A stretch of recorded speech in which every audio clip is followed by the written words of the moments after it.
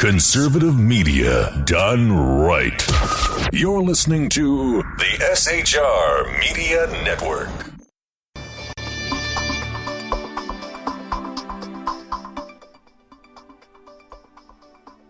I'm Jason Miller. Tonight on the Evan Miller Report, we are receiving reports tonight that civilians are being prevented from leaving the Syrian town of Palmyra ahead of its fall to the likes of Danish. We have a full report on tonight's program. Also on tonight's program, the U.S. military has admitted that there has been civilian casualties in their air campaign in Syria. Iran has warned Israel of firing rockets against Hezbollah and says they will attack Israel if they attack Hezbollah. We have that report tonight as well. In the UK, David Cameron says he won't cave in on new migration figures in the UK, which are 50% worse than last year. And the National Rail Service in the UK calls off their National Bank holiday strike. But the Tube just called another strike. So the strikes aren't over. We have all those stories and more. Plus, Corey Evans. Thank you, Jay. More migrants are washing up in Europe, and the Daily Mirror's checkbook is getting washed out. Let's blame Piers Morgan for the latter. A pizza crust leads to the arrest of a DC murderer. Way to go, delivery guy! The Dollar Tree merger is being pushed back, but as long as I can still get my new spatulas for $1 in the meantime, I'm cool. It's a day of records in lawsuits across America. You'll understand exactly what I mean by that when we get to the docket. And the world reacts to last night's farewell to Letterman, and Letterman tells Colbert, in essence, to break a leg. That's all coming up in tonight's Evan Miller Report, your conservative news source. Starting now.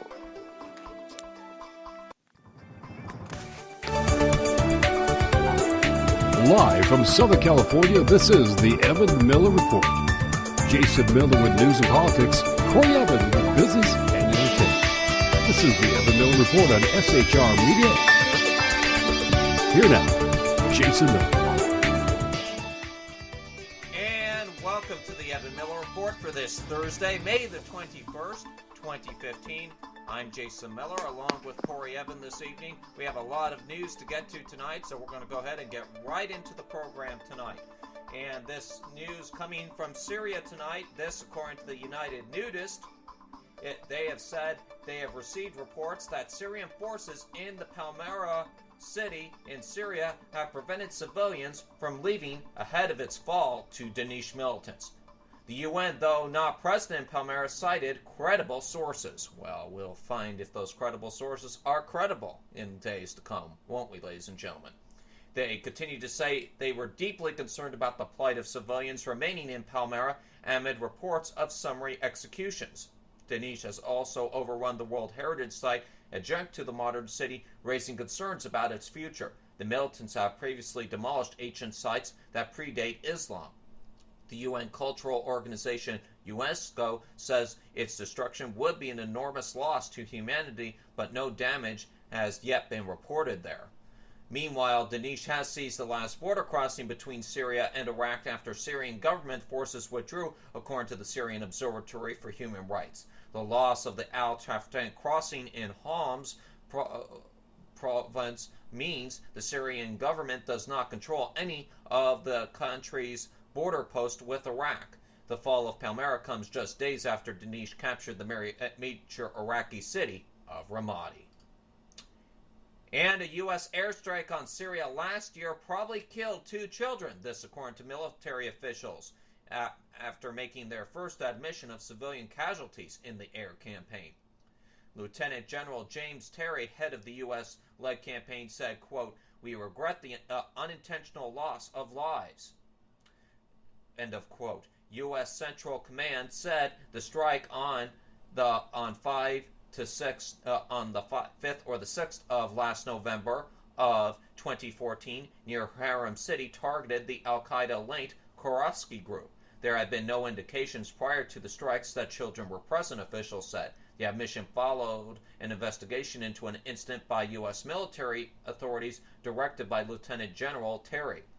A statement on the investigation said the Pentagon conducted a thorough assessment, review, and validation process and concluded the target buildings were being used exclusively for military purposes.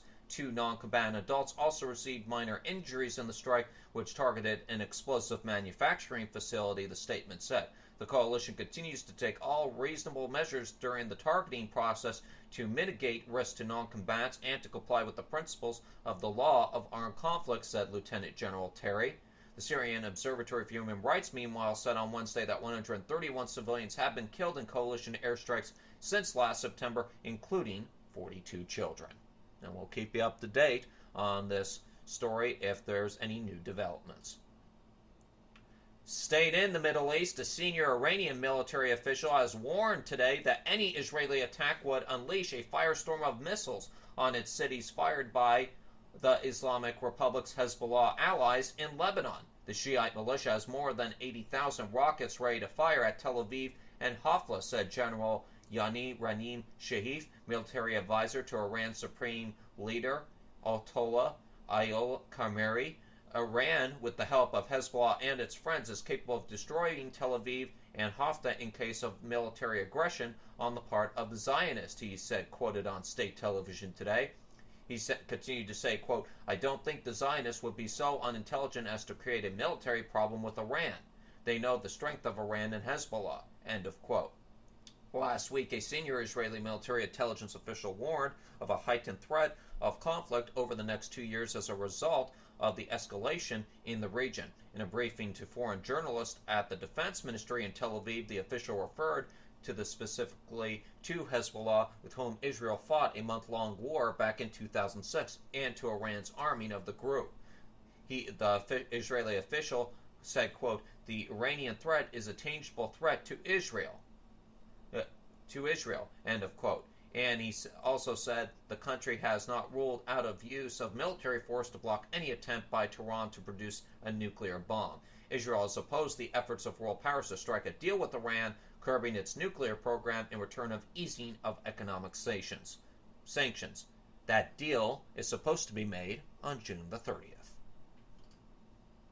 To Nigeria now, where the Nigerian army has relocated 275 women and children recently rescued from the militant Islamic group Boko Haram, according to officials. They said they were taken from a camp in the northeastern city of Yola and flown to an unknown destination. Camp officials said there were suspicions some of the women had been communicating with militants. Nigeria's military, which has not yet commented, has put increasing pressure on Boko Haram in recent months. Backed by soldiers from Chad, Cameroon, and Nigeria, the Nigerian army has managed to liberate a number of towns from the militants since they launched a military operation back in February. However, sporadic attacks and violence have continued in Nigeria, with thousands killed last year. To our UK news brief now. Prime Minister David Cameron says he will not give up on his immigration targets despite net migration to the UK reaching its highest level for a decade. Net migration rose by 50% to 318,000 last year, with sharp increases from inside and outside the EU. A total of 641,000 people moved to the UK in the year 2014, according to the Office for National Statistics in the UK. But the Prime Minister said he would not cave in and abandon his target of reducing net migration below 100,000. In a speech at the Home Office, he said the Liberal Democrats had held back Conservative attempts to reduce numbers during the last Parliament and unveiled a string of measures aimed at curbing illegal working. Central to these are new plans to seize the wages of illegal workers as proceeds of a crime in an attempt to reduce the numbers. The prospect of reducing net migration to the tens of thousands is more distant now than it was when David Cameron first entered number 10. Having renewed his commitment to this ambition in the Conservative manifesto, he must now try to reverse a trend with a majority Conservative government. The government signaled its intent with a photo call this morning at the scene of an immigration raid, publicizing the law designed to hit illegal migrant workers in the pocket. Success or failure, though, will be dictated by the reducing of legal migration in the country. And of course, we'll put up this full story for you to read from the BBC News channel up on our Facebook page, facebook.com/The Evan Miller Report. You can read more about that. And ladies and gentlemen, you think we have an immigration problem in this country, you look at what's going on over in the UK, and it sometimes dwarfs what we have going on here. But I will state, if the UK can't get a handle on their immigration problem, we soon are going to have the same problem here, considering our government is more dire to give amnesty to illegal immigrants than they are to enforce our current immigration laws. Isn't that right, Corey Evan? You betcha. I mean, if you look at the scale of the problem in the UK, you just compare it to ours. Obviously, they've got the bigger problem because they've got a lot less space to go around. Certainly right, Corey. And speak of migration, you have an update on the current EU migration crisis going on. Yes, I do. More than 900 migrants have been rescued in one day from 3 overcrowded boats en route to Europe from North Africa, an Italian Coast Guard official has said to Australian Broadcast News. All the rescues were carried out on Wednesday local time, and a body recovered, the official said, with no details about the one death or the migrants' nationalities. 2 Italian Coast Guard patrol boats and a merchant ship whose country of origin wasn't given saved 328 migrants from a boat in Maltese waters. A French Navy vessel participating in the EU's border control mission Triton picked up 297 people, including 51 women. Another Italian Navy ship rescued 286 and picked up 1 body. All the migrants have been or will be brought to Italian ports, according to the Coast Guard. With Libya engulfed in strife, people smugglers are increasingly free to pack migrants onto unsafe boats, and they're expected to push total arrivals in Italy for 2015 to 200,000, according to an Interior Ministry projection. Italy is bearing the brunt of the Mediterranean rescue operation, while EU authorities press other member states to share the burden more fairly through a resettlement quota system for refugees. Refugees escaping war and political persecution and economic migrants desperate for a better life have been pouring into Italy this year, with approximately 35,500 arriving there up to the first week of May, the UN Refugee Agency estimates. Also including arrivals in Greece, Spain, and Malta, a total of 62,500 have reached Europe by boat, with Syrians making up a third of that, and Afghans and Eritreans 10% each. The number of dead or missing this year is about 1,800 compared with 3,500 during the whole of last year. This according to United Nations High Commissioner for Refugees. And, Piers Morgan is in big trouble for this one. Damages totaling nearly £1.25 million have been awarded to 8 people whose phones were hacked by the Daily Mirror group journalists writing celebrity stories. This from the BBC, and I can't wait to sink my teeth into this one as your entertainment reporter, ladies and gentlemen. Actress Sadie Frost won £260,000, and ex-footballer Paul Gascoigne, I think it is. Forgive me if I butcher your name, Mr. Gascoigne, for 188 and 250 quid. Soap stars Jane Ritchie, Shobna Gulati, and Lucy Benjamin also received payouts. Mirror Group has set aside an extra £16 million to deal with further claims. The scale of damages reflected the invasions of privacy being so serious and so prolonged, the judge said. Mr. Justice Mann added, quote, "The length, degree, and frequency of all this conduct explains why the sums I have awarded are so much greater than historical awards." The High Court heard the hacking of the 8 claimants' phones took place at various periods between 1999 and 2009. The other damages awarded after a 3-week hearing at London's High Court were 155,000 quid to Mr. Ritchie, who plays Alfie Moon in EastEnders. Miss Benjamin, referred in court by real name of Lucy Taggart, received 157 and 250 quid. She played Lisa Fowler in EastEnders.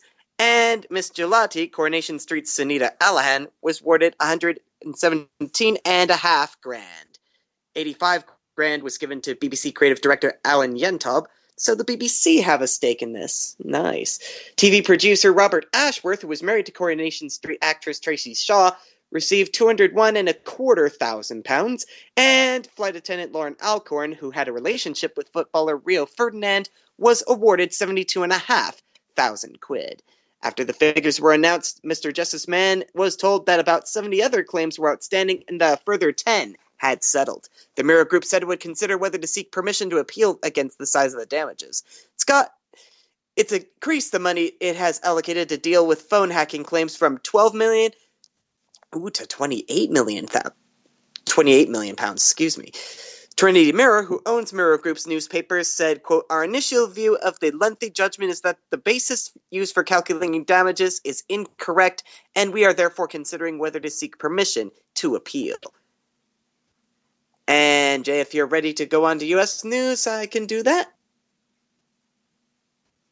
Actually, Corey, I could take it from here. We'll get back to you for that U.S. news in just a moment, because we do have some other UK news to report on today. Oh, goody.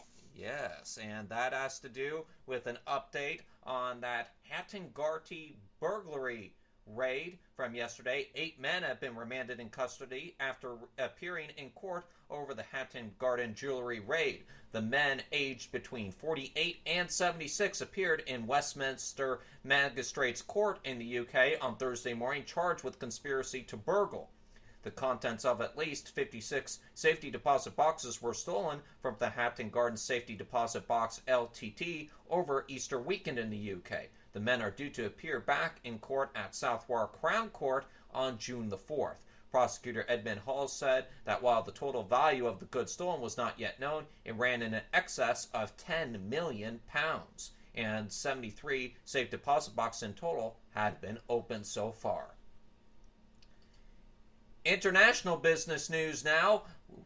Rail unions have called off a national bank holiday strike after receiving a revised offer in their pay dispute with Network Rail. Members of the RMT and TSSA unions have been due to walk out for 24 hours next week from 1700 BST on Monday in a row over pay. The RMT said the union's executive had decided to suspend the strike after the TSSA earlier called off its action.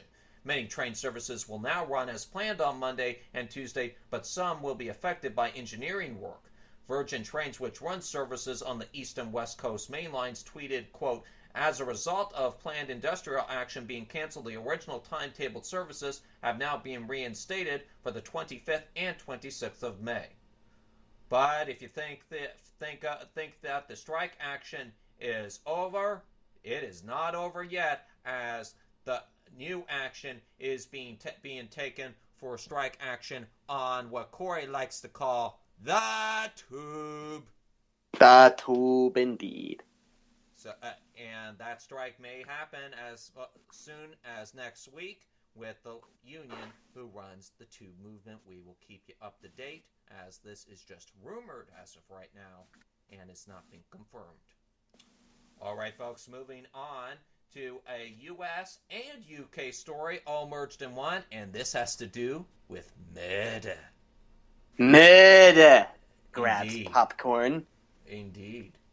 A cab driver has been found guilty of murder of a U.S. soldier in Iraq in a roadside bombing 8 years ago. Anya Sadir, 38, from Wembley in northwest London, built bombs as part of a conspiracy to kill Americans fighting in the country. One caused the death of a 34-year-old Sergeant First Class Randy Johnson of the 2nd Stryker Cavalry Regiment. His conviction in a UK court for his role in the insurgency in Iraq is a landmark prosecution, the CPS says. Sue Hemming from the Crown Prosecution Service said it showed international borders were no barrier to terrorists in the UK being prosecuted for murder committed anywhere in the world. Sadir was a highly dangerous man who had been working with murderous intent against coalition forces, she also said. Police first investigated Sadir back in late 2007. The following year, he became an occasional volunteer counselor for Muslim inmates at the Feltham Young Offenders Institution. He then visited the prison 3 times between June 2008 and June 2012 before he was allowed in. He was subjected to an enhanced criminal record and separate counterterrorism check. Well, looks like that failed. Back to the story, though. In June 2012, police searched his home, and when he reapplied to continue volunteer work at Feltham Youth Offenders, he was rejected. Sadir was then caught about 7 years after the Iraqi attack when FBI officials found his fingerprints on some of the bombs. the U.S. has vowed on Thursday to keep up... Oh, thank you very much. Someone sent me an internal message. Has nothing to do with the program, but thank you very much. My office hours are before 5 p.m. Thank you very much. The U.S. has vowed on Thursday to keep up air and sea patrols in international waters after the Chinese Navy repeatedly warned a U.S. surveillance plane to leave the airspace over artificial islands China is creating in the disputed South China Sea. The Chinese Navy issued 8 warnings to the crew of a U.S. P-8 Poseidon, the U.S. military's most advanced surveillance aircraft, when it conducted overnight overflights on Wednesday, according to CNN, which was aboard the U.S. aircraft. When the American pilots responded by saying the plane was flying through international airspace, a Chinese radio operator then said with exasperation, quote, "This is the Chinese Navy. You go." End of quote. The Poseidon flew as low as 15,000 feet, which is about 4,500 meters, according to CNN, who provided video by the Pentagon and appeared to have taken from directly one artificial island. The incident, along with recent Chinese warnings to Filipino military aircraft to leave the areas around the Spratlin archipelago land in the South China Sea, suggested Beijing is trying to enforce a military exclusion zone above its new islands there. Some security experts are worrying about the risk of confrontation, especially after a U.S. official said last week that the Pentagon was considering sending military aircraft and ships to assert freedom of navigation around the Chinese-made islands. And we'll keep you up to date, ladies and gentlemen, on that story as a continuing situation, I should say, we are having over in the South China Seas. On that note, folks, we're going to go ahead, take an ad break at this time. When we come back tonight, in the D.C. news, the D.C. police have to get toilet instructions. We'll give you the story on that.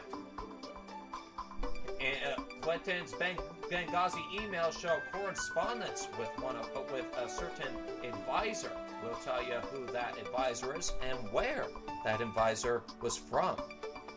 Also, in tonight's Global Socialism tonight, a high schooler has been suspended for an inappropriate dress.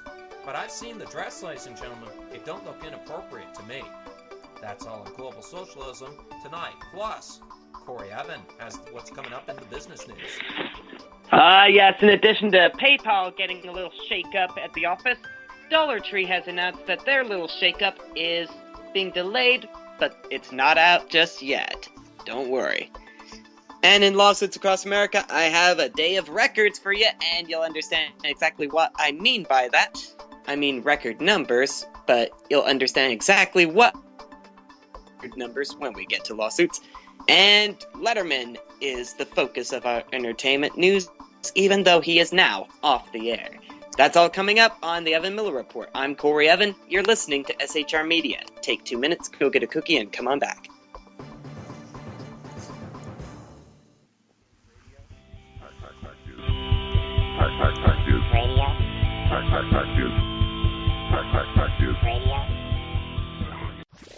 Conservative media done right. You're listening to the SHR Media Network. How you doing? John Grant here.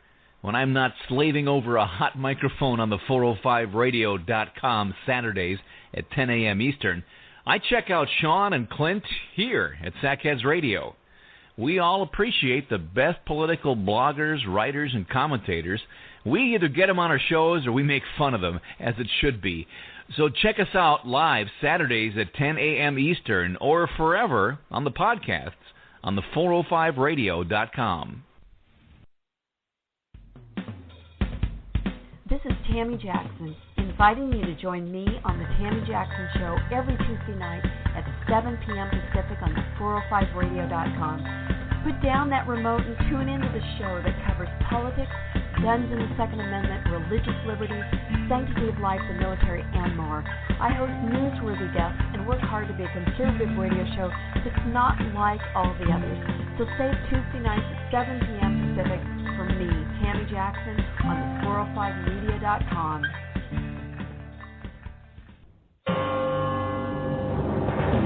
Hello, I'm Paul, a student at Hillsdale College. Here is my professor, Dr. Larry Arnn, on the separation of church and state. America's founders believed in the separation of church and state, in that the country was not to have an official religion or an official sect. But that did not mean that government was to be hostile to religion, or even indifferent to religion, as many today argue.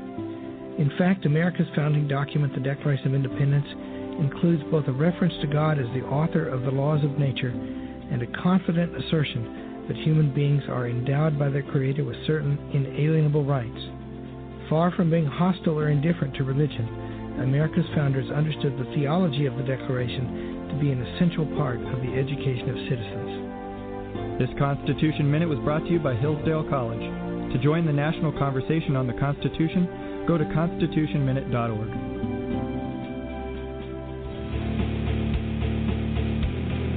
Hi, this is Rooster from Outcry Radio. Catch me here on Blog Talk Radio every Saturday night at 11 p.m. Eastern Standard Time, or follow my blog. Now, back to the Sackheads. Conservative media done right. You're listening to the SHR Media Network.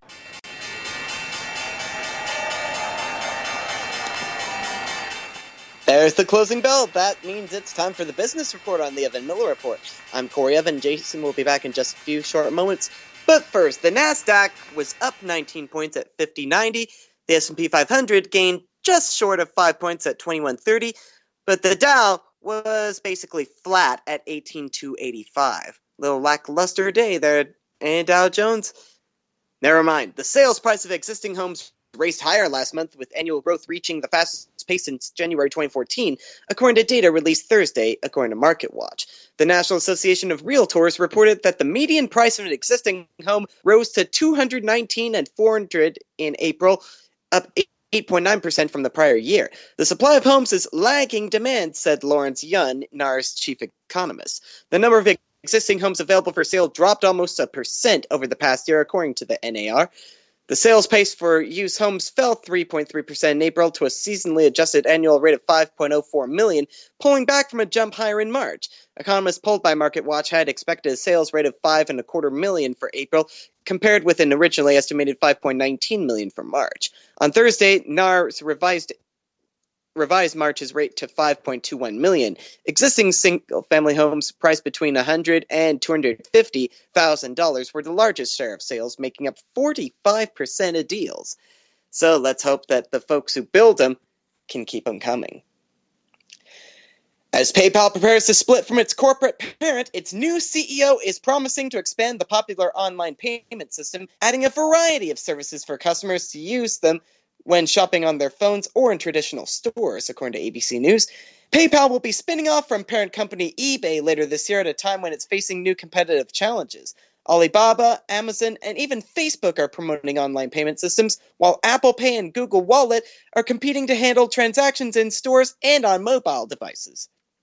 I think I'd prefer to keep using my physical money and debit card, but at any rate. Veteran executive Dan Schulman, who will be CEO of the new PayPal, says his company will compete by positioning itself as a full-service payments partner for consumers and merchants, handling mobile transactions, credit purchases, and even customer loyalty rewards programs.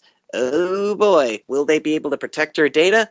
Let's find out as they roll out all of their ambitious little new add-ons. And Dollar Tree pushed back the expected closing date for its purchase of Family Dollar stores until early July, saying it's still negotiating with regulators to clear the deal, according to Bloomberg. The discount chain is working with the U.S. FTC to get approval, according to a statement included in its first quarter results. In order to placate antitrust authorities, the company has agreed to divest hundreds of its stores. Dollar Tree had said in April that the deal might be completed in May. The discount chain, investors approved the almost $9 billion transaction in January after a 6-month takeover saga, spurning a higher offer from Dollar General that was considered too risky. While trying to ward off Dollar General, Dollar Tree said it would more easily clear antitrust hurdles.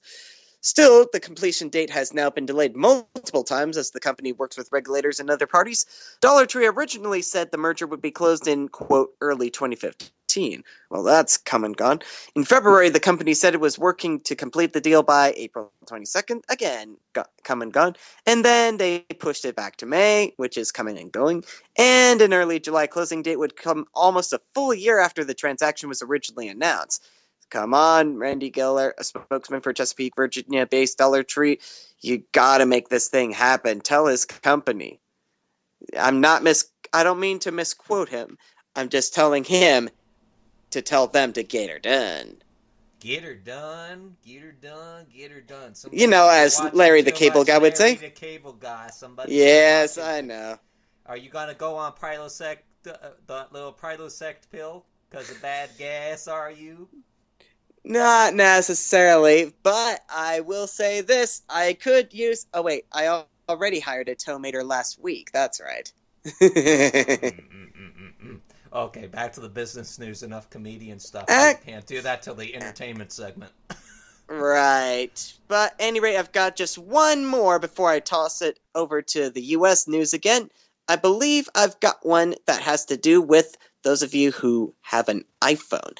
If you've been looking forward to split screen capability on your iPhone, as I have, according to ZDNet, it is supposed to be coming in iOS 9, but that is yet to be seen.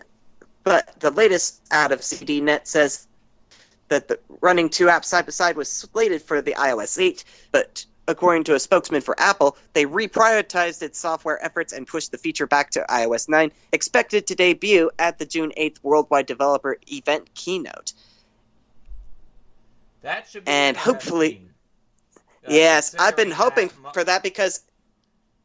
Yeah, most Androids are ahead of that curve, and you can have two applications open at the same time, and it won't affect the phone's operation of the phone. And on top of it, when you try to do a split screen on an iPhone application, at least on my version, my Generation 4, it really does not work that well, and usually shuts down the other application. More predominantly, yeah, I'd like to be able texting and trying to listen to radio at the same time sometimes don't work exactly that too well. That's what I was going to say right there. I'd like to be able to just keep the YouTube window open in the corner. You know how in the YouTube app you can just shrink it to the corner while you search other videos? I'd like that capability with being able to send a text, search the internet for something important, be able to multitask. I mean, come on, Apple, you've got the technology. And you would think Apple be ahead of the curve on this one. Apparently not. Yeah, come on. You're years behind on this one, Apple. Make yourselves better, faster, stronger. There you go, ladies and gentlemen. Corey Evan with the piece of economic consumer advice for the day. If not for the week. If not for the month, I should say. That's just the advice for the month. All right, now it's time for the national news.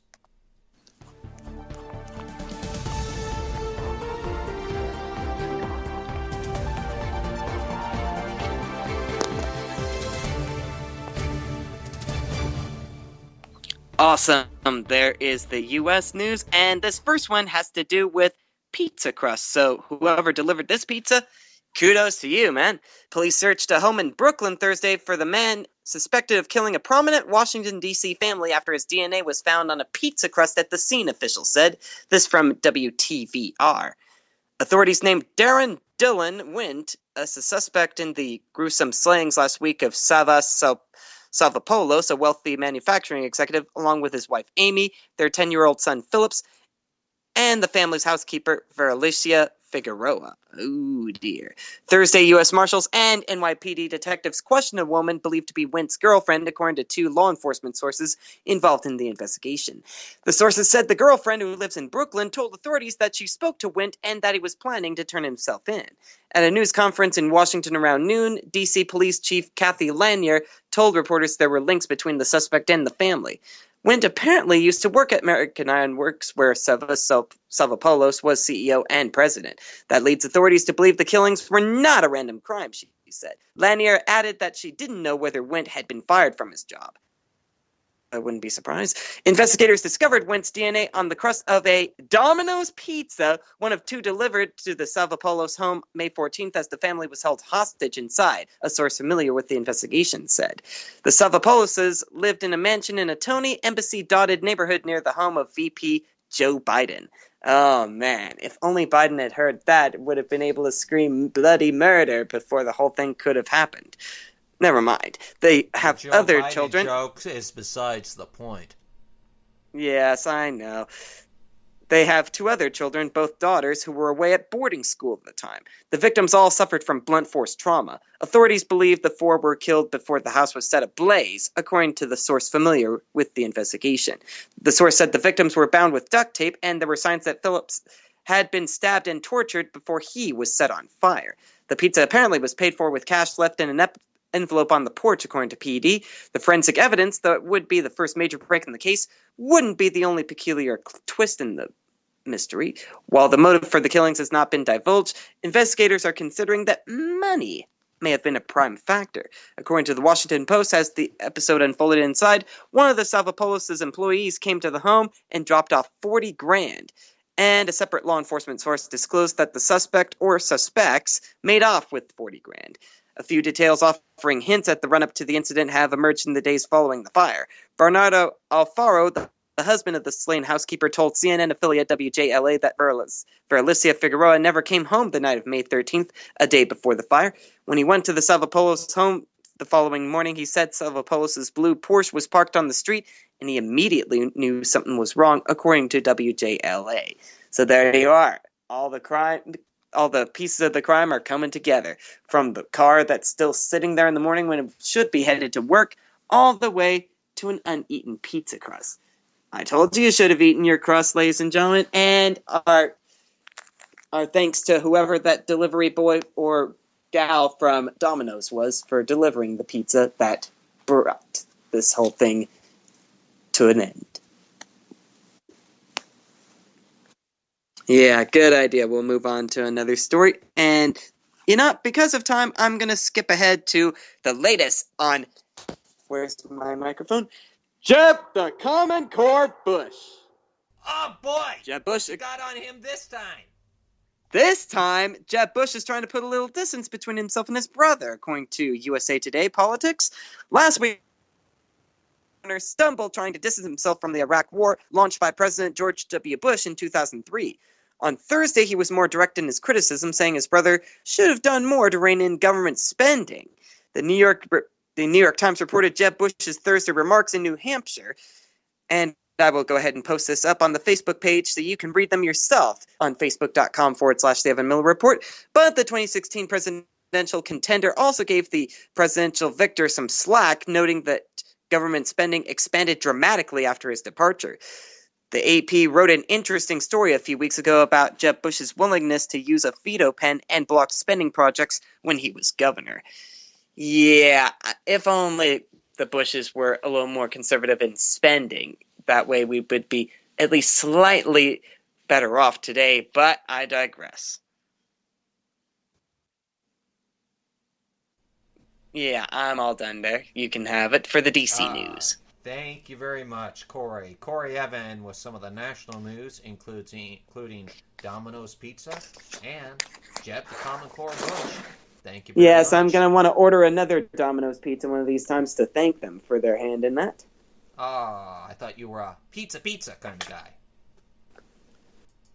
On that note, we'll let Corey make a decision on thinking on that decision of whether he's a pizza guy. And for those of you who don't know who pizza is, well, you can search the term pizza in your Google browser. I'm sure you'll find out what it is.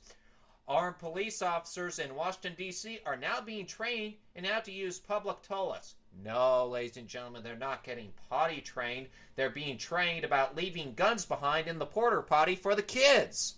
This part of tonight's D.C. report. The U.S. Capitol Police have accidentally left their guns in the building's toilets up to 3 times in the year 2015. The officers involved have been disciplined. One gun was found by a child. We are now providing additional training on what to do when you have to go to the bathroom, Capitol Police Chief Kim C. Dine told Congress. The Capitol Police, of course, are responsible for protecting senators, congressmen, and women, other staff and visitors to the Capitol in Washington, D.C. They also police the Capitol grounds and the surrounding area. Mr. Dime was testifying before the House Administration Committee after a series of embarrassing episodes affecting the police force. He said there was no excuse for leaving guns behind in toilets and more lockers are being installed to store firearms. A first-time offender is typically suspended for 5 days, but this could be increased to 30 days, he said. There should be sackings for individuals who reoffend. I would be remiss if I did not say that the officers involved in these recent weapons cases reported in the media in no way intended to leave their weapons unattended. But as noted, this is not acceptable and they will be held accountable, he said. Well, hopefully that accountability is put through, unlike other government institutions who promise accountability and they don't do anything about it. Former Secretary of State Hillary Clinton received monthly missives about the growing unrest in Libya from a longtime friend who was previously barred by the White House from working for her as a government employee, according to emails received on her personal account. The messages show the role played by Sidney Berthasnell, who was working for the Clinton Family Foundation and advising a group of entrepreneurs trying to win business from the Libyan transitional government. Berthasnell repeatedly wrote dispatches about the events in Libya to Clinton, who often forwarded them to her aides at the State Department.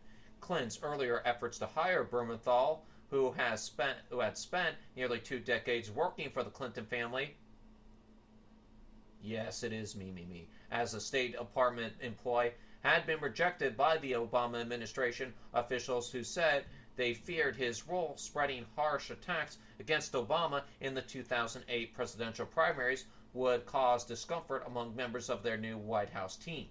Clinton, of course, is the leading candidate for the Democratic nomination for president, which has heightened the scrutiny of her use of a private email account and server while serving as Secretary of State. And that is the latest on the D.C. news tonight. Now, ladies and gentlemen, it is time for our continuing fight, as we like to say, Cor, on what? Socialism. Global socialism, it is indeed. And we start off tonight's global socialism tonight with a young high school senior who was suspended with only 30 minutes left in her school year after wearing a dress that violated school dress code. I certainly disagree. If you look at the photo here, ladies and gentlemen, which will be available later on the Facebook page, facebook.com/The Evan Miller Report. When Yvette Ray, a senior at the Westside High School in Dayton, Idaho, got dressed on Friday morning, she chose an outfit that made her feel good, she said. I read in 17 that I had to dress for how I felt, she tells Yahoo Parenting. She continued to say, if I dressed well, I would feel better about myself and I wanted to feel good on my last day. Renier, 18, chose a short-sleeved green dress with a lacy overlay and sandals. But that afternoon, with a half hour left in the school day and school year, a teacher told her she had to go home because her dress was too short. According to the school handbook, skirts, dresses, or other similar attire must attend at least to the top of the kneecap, from the front and from the back. Ray admits that her dress may have been an inch or two short of that, but says she was focused on wearing a dress that made her feel she could conquer the world. Okay, my co-host is asking me he wants to actually see the picture. Okay, Corey Evans. I apologize to the audience. I don't normally interrupt myself in the middle of a story here, but the story should be sent over to him, then he can view that. All right, the dress, which has sleeves that nearly reach Ray's elbows and certainly passes many schools' fingertip rules that say that the dress must fall below the student's fingertips when her hands are at her sides, is hardly inappropriate. Many might even describe it as demure, but it's the latest in a host of seemingly modest dresses to be singled out at schools. Earlier this year, a senior was kicked out of prom due to a cutout in the back of her dress. Another was suspended after she was told her long-sleeve dress showed too much cleavage. When the teacher, Legrand Levitt, told Ray to go home, she refused and said, quote, he said, do I need to call the superintendent? And I said, yes, and call my mom too, she says. Rain decided to call her mother directly so she could bring the student an alternative outfit. According to the school handbook, if a student is inappropriately dressed, he or she will be required to call home to arrange for appropriate clothing, or the school will provide a t-shirt, sweatshirt, or sweatpants to be worn that day. But instead of letting her mother bring an alternative outfit or sending Ray to get school-provided clothes, Ray says then the teacher threatened to withhold her diploma for insubordination, saying, quote, I think in the moment he thought he could use his power to intimidate me, she says. After a call to the principal, Ray was suspended and told to leave the school grounds immediately. She had to return Monday after the school year was over to wrap up end-of-year procedures. Ray says her mother then picked her up at school and tried to discuss the suspension with the principal. The teacher told the principal that I had gone in his face and yelled at him, but we were at least 4 feet apart the entire conversation, Ray says. I was told, you are suspended. Goodbye. I had no time to tell my side of the story. Principal Tyler Telford told Yahoo Parenting he could not discuss the specifics of the suspension due to the Family Educational Rights and Privacy Act, but he said that the best thing a parent can do for their child is support a teacher and the school. Despite the threat to her diploma, Ray graduated with her class on Wednesday evening and will attend Idaho State University, where she was accepted into their honors program next year. According to the local television station there, school board trustee Dan Garner will try to get the suspension expunged from Ray's record, saying, quote, I love the dress. I have no regrets about wearing it, Ray said, and I would wear it again any day, Ray said. I feel good in it, and I think all women need to realize they should wear what they feel good in. And with this one, I tend to agree with Ray, ladies and gentlemen, and you know what? It isn't like she was dressed in a two-piece outfit like a lot of school kids were in the 80s and 90s when I was growing up. So it's a bit ridiculous, ladies and gentlemen, especially with a half hour left in the school day and a half hour left in the school year that they decide to pull this. That's why, ladies and gentlemen, I encourage parents, if they can, to homeschool their kids and pull them out of the public school system. Because, ladies and gentlemen, public schools think they could control your kids when it comes to everything, and it's time to put your foot down. And I believe we lost Corey Evan in this entire thing of the story here, so hopefully we get him back here couple minutes to finish out tonight's global socialism story.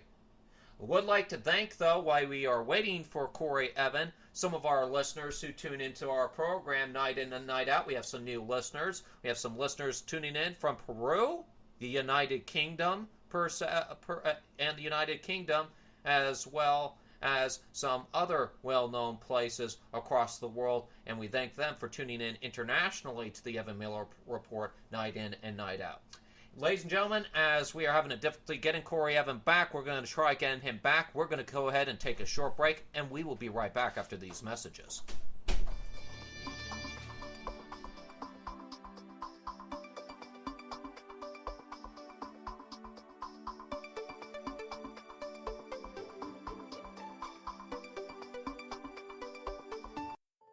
There are more than 3 million children in America's child protective and justice systems.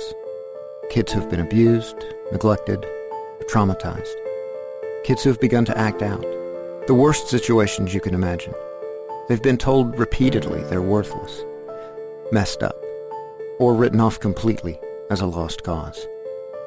For their safety and others, some of these children have to be removed from their homes, separated from their families. They're at the mercy of an overwhelmed system. Every 38 minutes, another troubled child is referred to Youth Villages. Youth Villages believes that no child is a lost cause, not a single one, because a stable, loving family can help any child succeed. And we have an 80% overall success rate that proves doing whatever it takes for children is the only thing that works. If you agree, find out how you can help at youthvillages.org. In a moment, cancer changed our lives forever. We were told nothing could be done to enjoy these final moments together. But in that moment, when all seemed lost, St. Jude Children's Research Hospital gave us hope. Because at this moment, St. Jude Children's Research Hospital is saving lives with pioneering research and care. We're changing the way the world treats childhood cancer by sharing our discoveries with doctors and scientists everywhere. And we'll never have to pay St. Jude for anything, ever. At this moment, she wants to be in her own bed. I want to be back at school with my friends. I want to be outside playing. Please take a moment and join St. Jude in finding cures and saving children.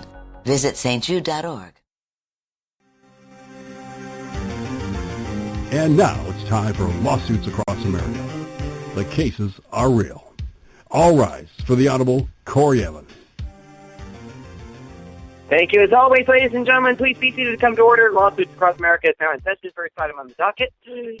While American Pharaoh has been winning 6 of his 7 races and making his way to a historic bid next month for Thoroughbred Racing's Triple Crown, his owner, Ahmed Zayat, has been contesting a federal lawsuit brought by a felon that alleges Mr. Zayat has failed to pay a $2 million debt he ran up betting via a website in Costa Rica. The breach of contract suit was filed in March 2014 in U.S. District Court in New Jersey by Howard Rubinsky, who pled guilty in 2008 for his role in an illegal bookmaking operation with 2 brothers, Michael and Jeffrey Jelinski, who Mr. Zayat had acknowledged as being family friends. Mr. Rubinsky said he had opened a $3 million line of credit for Mr. Zayat at Tradewind Sportsbook after being introduced to him by the Jelinski brothers. When Mr. Zayat refused to pay, Mr. Rubinsky said that his commissions were withheld and that he had personally lost $1.65 million plus interest, according to the document. Interest? I'll give you some interest. How about a fat lip? How interesting is that? And Corey Evans on the heat. Yes, absolutely. And I'm a little heated after trying to reconnect with the satellite, so hopefully it'll stay connected this time.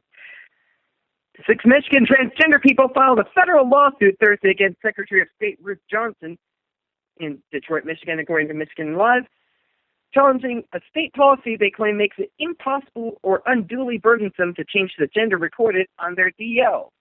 The plaintiffs, represented by lawyers of the ACLU, claim the policy violates constitutional rights to privacy, speech, equal protection, interstate travel, and the right to independence in making important medical decisions, unquote. Well, I'm sure Jeb Bush will argue with that one with you. Information listed on a personal driver's license or ID card in Michigan must match the info on the applicant's birth certificate according to the Secretary of State's office. I mean, transgender people must have their birth certificates amended before they can have their DLs amended. For 2 plaintiffs born in Ohio and the 3rd in Idaho, changing the gender recorded on their birth certificates is not legally possible, the lawsuit claims. For another born in South Carolina, the change would require a court order, probably based out of North South Carolina. North South Carolina, indeed. Yes, and somewhere Bill Cosby is hearing about this show, and he's thinking, oh man, why did I even come to work that day? And on that bombshell, I declare today's lawsuits across America a case dismissed. Gotta keep this show going, don't you know? Because my TV career is in. Yes, his TV career is in the dump, and we still haven't even gotten ours started, so we feel your pain.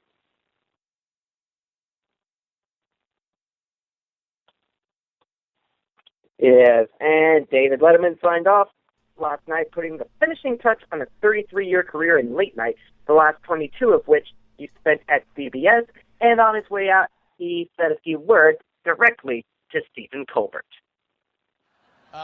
Folks, before we let this thing get too far down the road, I just want to say a couple of things about Stephen Colbert. I'm very excited. I think he's going to do a wonderful job, and I wish Stephen and his staff and crew nothing but the greatest success. So let's look forward to that.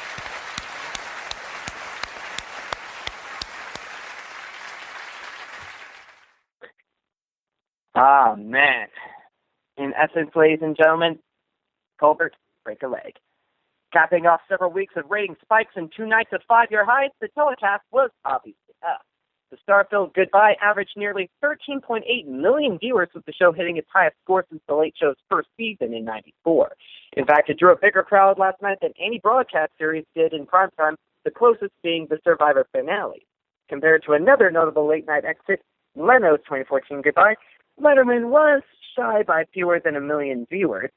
But the 3.1 rating with adults 18 to 49 was a 10-year high for Letterman, who hasn't brought in so many young viewers since an '05 appearance by Oprah Winfrey.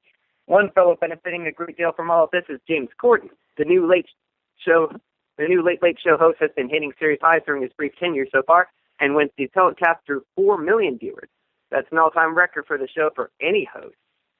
Even the likes of Craig Ferguson didn't match that, although he's doing pretty well with his celebrity name game, which I'm hoping to throw my hat into the ring and become a contestant on one of these times. Me and you, Jay, we should team up for that. Yeah, I'll have to consult my lawyer at SHR Media, make sure we're clear to do that, and especially if I'm run myself in a physical to make sure my health is in perfect sync for that program. You'll just need to have your... I forgot what I was going to say. You just need to study up on celebrities a little bit before we go. See? That's why we have you for. Awesome. So you'll pay attention to my entertainment reports from here on out? Not that you haven't been. I do pay attention. I just look at the soundboard diligency and say, yep, that's checked. Yep, that's checked. And, oh, yes, that's checked. Speak of check, it's checked the end of this entertainment report. Good idea. All right, folks, on that note, that is the Evan Miller Report for this Thursday, May the 21st, 2015. I'm Jason Miller. For Corey Evan and all of us here at SHR Media, we wish you a great night. Coming up next is the National Weather Forecast with Steve Danos from the BBC Met Office. Again, for all of us, have a great night, and we'll talk to you tomorrow, 8 Eastern, 5 Pacific, here on the Evan Miller Report. Good night.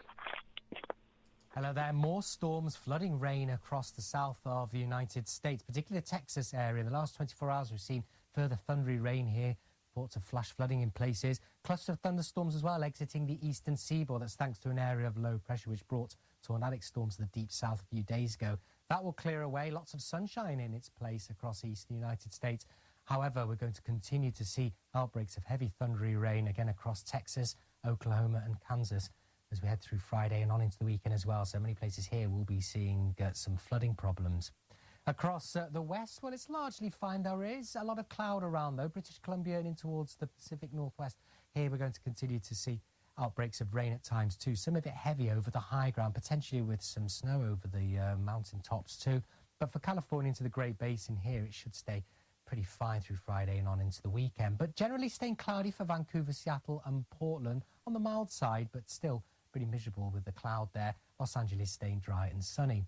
And as that area of low pressure clears away from the eastern seaboard, it looks like we'll see plenty of sunshine in its wake across the Great Lakes, eastern Canada eventually as we head on in towards the weekend. And for much of the middle Atlantic states in the southeast here, it'll be warm and sunny, quite humid too.